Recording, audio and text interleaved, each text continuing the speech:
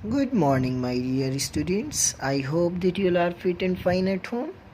My dear student, myself Ashish Nirwal from Schoolers Pride World School welcomes you in the today's class.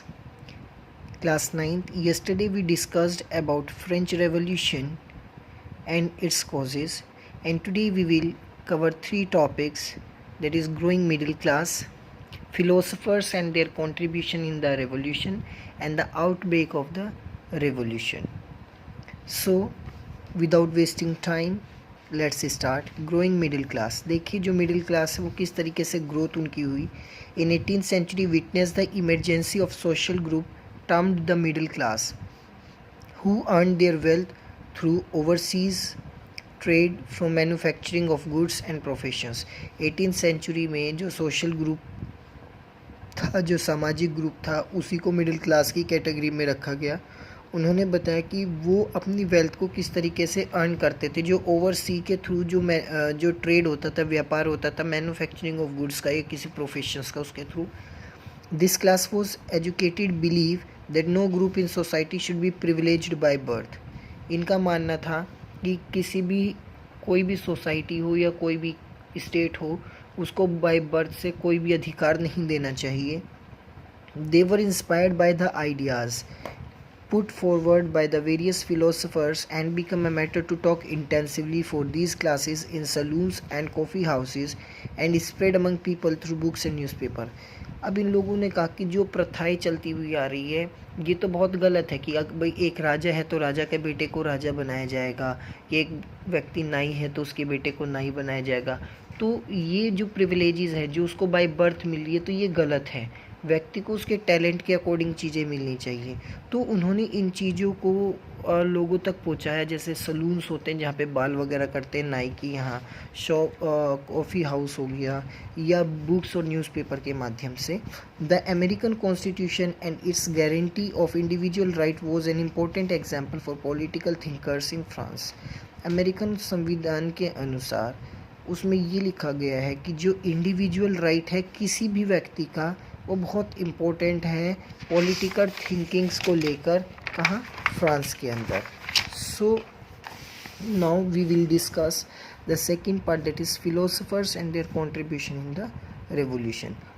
कि philosophers और का क्या contribution रहा उस revolution में. सब इन तीन फिलोसफर्स का नाम आता है.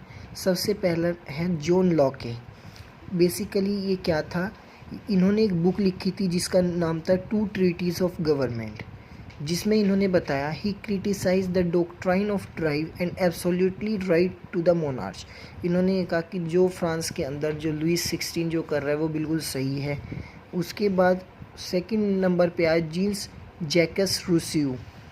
इन्होंने एक बुक लिखी जिसका नाम डाला social contract, in which he proposed a form of government based on a social contract between people and their representatives.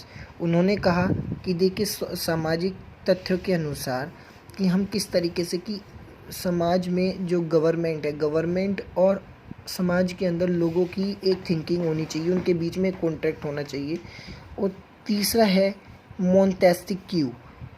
इन्होंने एक बुक लिखी the spirit of laws. Spirit का मतलब जो लोगों के अंदर जो जिज्ञासा है कानून के प्रति, वो. In which he proposed a division of power within the government between the legislative, the executive and judiciary. इन्होंने कहा कि तीनों कहीं ना कहीं लिंक करते हैं. लेजिस्लेटिव कौन होता है? द लेजिस्लेटिव, एग्जीक्यूटिव और देखिए लेजिस्लेटिव का मतलब होता है it is a group of people which forms the law. ये कौन होते हैं? ये लॉ को बनाते हैं. एग्जीक्यूटिव कौन होता है? जो उनको एग्जीक्यूट करते हैं, लागू करते हैं. And what is the work of judiciary? Judiciary का वर्क होता है to check whether the particular right is following properly और नॉट. अब आता है the outbreak of the law. किस तरीके से उस रेवोल्यूशन का आउटब्रेक किया गया, किस तरीके से उसको खंडन किया गया, बर्खास्त किया गया, किस तरीके से उस लॉ को बिल्कुल लोगों ने मानने से इनकार कर दिया. देखिए लुईस 16 ने क्या किया. He called an assembly of the state general to pass his proposal to increase taxes on 5 मई 1789. 5 मई 1789 को लुईस 16 ने स्टेट जनरल की एक मीटिंग बुलाई टैक्स को इंक्रीज़ करने के लिए।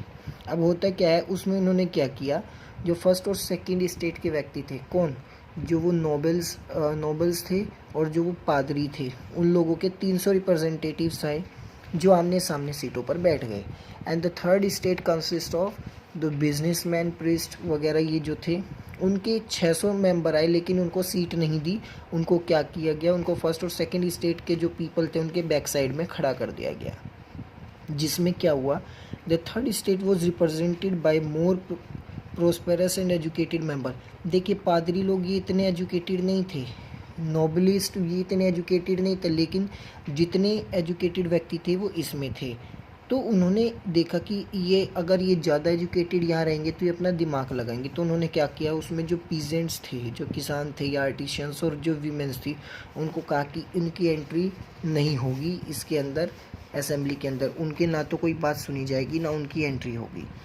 अब उसके बाद क्या हुआ, voting in the states general in the past had been conducted according to the principle that each state had one vote and same principle to be continued this time, but member of the third state demanded individual voting right where each member would have one vote. अब देखिए उन्होंने कहा, Lewis 16 ने एक law पास किया कि हम क्या करें। तो लुईस 16 ने क्या कहा कि भैया एक काम करो, एक ऐसी पॉलिसी बना रहे हैं कि जिसमें एक स्टेट का एक वोट होगा, लेकिन जो थर्ड स्टेट के जो मेंबर्स थे उन्होंने उसको नेग्लेक्ट कर दिया, उसको मानने से इनकार कर दिया। वो कहने लगे ऐसा तो बिल्कुल गलत है कि एक राज्य का एक ही वोट होगा, वो व्यक्ति के ऊपर छोड़ो, इंडिविजुअल वोटिंग राइट होना चाहिए जहाँ पे हर एक मेंबर आपका एक वोट हो। After rejection of this proposal by the king, member of third state walked out of the assembly in protest. लोग बाग सड़कों पर आ गए थर्ड स्टेट के, कहने लगे राजा को, उन्होंने राजा का जो लुईस 16 उस टाइम थे, उन्होंने उसका प्रपोजल को रिजेक्ट किया और असेंबली से बाहर निकल के आगे बोले, धरने पे आ गए लोग बाग, उन्होंने जो है वहाँ पे प्रोटेस्ट करना शुरू कर दिया। अब होता क्या है, 20 जून को the representatives of the third state assembles in hall of an indoor court in the grounds of Versailles, where they declared themselves a national assembly and vowed to draft a constitution for France that would limit the power of the monarchy. 20 जून को third state के लोग एक hall में gathered हुए, इकट्ठे हुए, indoor tennis court था वर्साइल में, जहां उन्होंने कसम खाई कि अब हम एक ऐसा संविधान लिखेंगे फ्रांस के जिसके अंदर पावर्स, जो मोनार्क की जो पावर्स है वो लिमिट कर दी जाए, जिसमें दो व्यक्तियों के नाम आए जिन्होंने उनको लीड किया। एक का नाम था Mirabeau a noble and Abbe Sieyes a priest lead the third state. एक नोबलर था और एक प्रीस्ट था, इनमें प्रीस्ट कौन, पुजारी, इन लोगों ने उसको लीड किया। उसके बाद while the National Assembly was busy at Versailles drafting a constitution, the rest of France was in trouble. अब जिस समय वो नेशनल असेंबली में बिज़ी थे तो जो बचा हुआ फ्रांस था वो बहुत ट्रबल में था, परेशानी में था। सेवियर विंटर डेस्ट, क्यों परेशानी में क्यों था, क्योंकि इतनी कड़ाके की ठंड पड़ी जिसकी वजह से क्या हुआ, सारी फसल बर्बाद हो गई। अब जब फसल बर्बाद हो गई तो उनको मजबूरी में क्या करना पड़ा, उसका प्राइस बढ़ाना पड़ा। और जो बेकर्स जो ब्रेड बनाने वाले लोग थे, उन लोगों ने सोचा कि अब हम इस पर ग्रेट प्रॉफिट अर्न कर लेंगे। तो उसी टाइम क्या हुआ, एट द सेम टाइम अब जो राजा थे, राजा ने अपने ट्रूप्स को ऑर्डर दिया कि टू मूव इनटू पेरिस, कि आप पेरिस में चले जाइए। On 14 July the agitated crowd stormed and destroyed the Bastille. और एक अफवाह फैला दी गई कि जो राजा की जो सेना है, जो राजा ने किराए पे जो सेना है, वो हमारी फसल को डिस्ट्रॉय करती हुई आ रही है। और कंट्री साइड में एक ये रूमर, अफवाह फैला दी गई कि जो लॉर्ड ऑफ मैनर है, उनकी वजह से हमारे जो उनकी सेना बची कुची हमारी ये भी फसल भी डिस्ट्रॉय कर देगी। तो इसी फियर में क्या हुआ, लोग बागों को बहुत परेशानी होने लगी कि अगर इस तरीके से ये हुआ तो हम लोगों का क्या होगा। तो लोगों ने गुस्से में आके जो उनके द्वारा जो लॉज वगैरह बनाए थे उनको जलाना शुरू कर दिया, फाड़ दिया।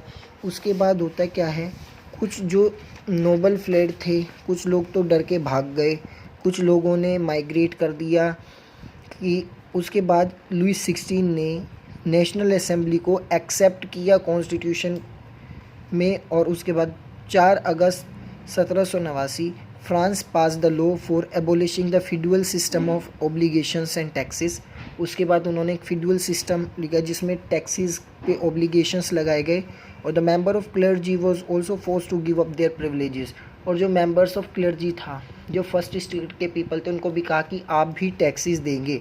टाइथीज were abolished and land owned by the church was confiscated. और उसके बाद जो है ये कहा गया कि भैया जो चर्च वालों ने जो लोगों से उनकी ज़मीन ली कि वो उसको अपनी को वापस ले ले, क्योंकि टैक्स अब सभी को पे करना पड़ेगा। So my dear students, that's all for today and have a nice day. Thank you and once more stay at home and be safe. Okay student, bye.